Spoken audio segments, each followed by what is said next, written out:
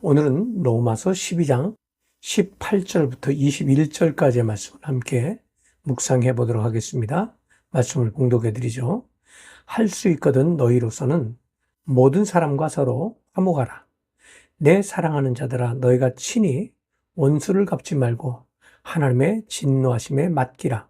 기록되었으되 원수 갚는 것이 내게 있으니 내가 갚으리라고 주께서 말씀하시니라. 내 원수가 줄이거든 먹이고 목마르거든 마시게 하라. 그리함으로 내가 숯불을 그 머리에 쌓아 놓으리라. 악에게 지지 말고 선으로 악을 이기라. 18절부터 21절까지의 말씀을 봉독해 드렸습니다. 모든 사람과 더불어 화목하게 지내는 것은 성경의 가르침 가운데 가장 흔하게 볼 수 있는 가르침이라고 할 수 있습니다.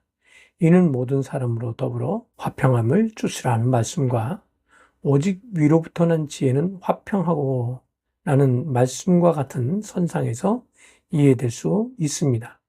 예수님이 이 땅에 오신 것도 바로 이 화평함 때문입니다. 그분이 십자가에서 돌아가신 이유이기도 하죠.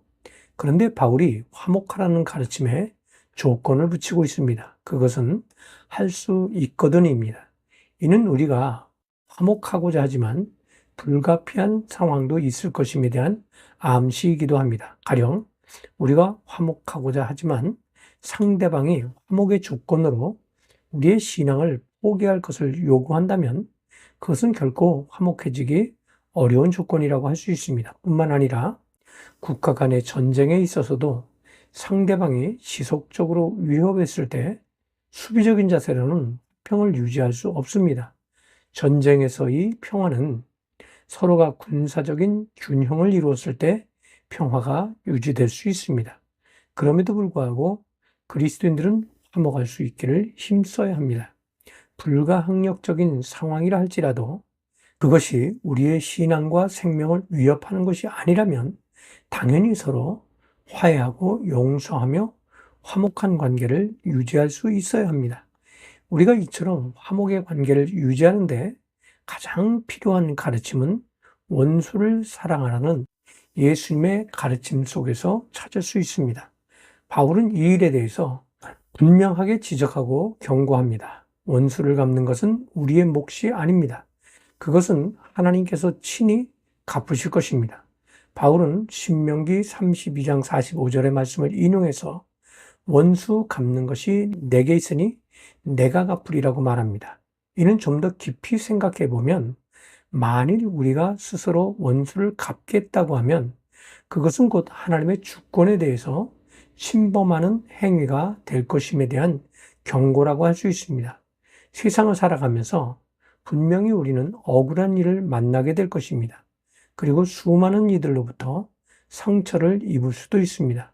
그러나 그 일에 대해서 오복하는 것은 우리의 권한이 아닙니다. 하나님은 스스로 이 문제에 친히 개입하셔서 문제를 해결해 주시겠다고 말씀하십니다. 만일 우리가 원수에 대해서 친히 보복한다면 그것은 또 다른 불순종이라고 말할 수 있습니다. 바울은 오히려 원수에 대해서 그들을 긍휼히 여겨야 할 것에 대해서 말하고 있습니다. 그들에 대해서 내 원수가 줄이거든 먹이고 목마르거든 마시게 하라고 말합니다. 이는 곧 원수에 대해서 선행으로 대응해야 한다는 것입니다. 이런 효과는 내가 숯불을 그 머리에 쌓아 놓으리라고 설명하고 있는데 여기서 숯불은 상대방에게 대한 과도한 호의라고 할 수 있습니다. 쉽게 설명한다면 원수에 대해서 선을 행하는 것은 그들에게 예상치 못한 호의로 수치심과 번민을 가지게 될 것에 대해서 말하는 것이라고 할 수 있죠. 피해를 입은 자가 보복하지 않고 선행을 하는 것은 이처럼 오히려 상대방을 더욱 곤란한 상황에 이르게 할 수 있음을 말하는 것이기도 합니다. 그리스도인이 이 세상에서 승리하며 살아가는 비결은 이는 이로, 눈은 눈으로 보복하는 삶이 아니라 그들에 대해서 더 겸손하고 화목하기 위해서 힘쓰는 것입니다. 악에게 지지 않는 것은 그들에 대해서 대적해서 싸워 이기는 것을 의미하지 않습니다. 오늘날 많은 이들이 불의에 대해서 저항하고 다투는 것을 봅니다. 시위 현장에서 그들의 권리를 주장하기도 하고 때로는 그들에 대해서 욕설을 하기도 하며 폭력을 행하기도 합니다. 그러나 그것은 결코 그리스도인이 택할 수 있는 방법이 아닙니다. 오히려 그것은 하나님의 주권을 침해하는 행위라고 할 수 있습니다. 주님은 오늘도 원수를 사랑하고 원수에 대한 모든 비판을 그분께 맡기기를 원하신다는 사실을 기억하실 수 있기를 주님의 이름으로 부탁을 드립니다. 감사합니다.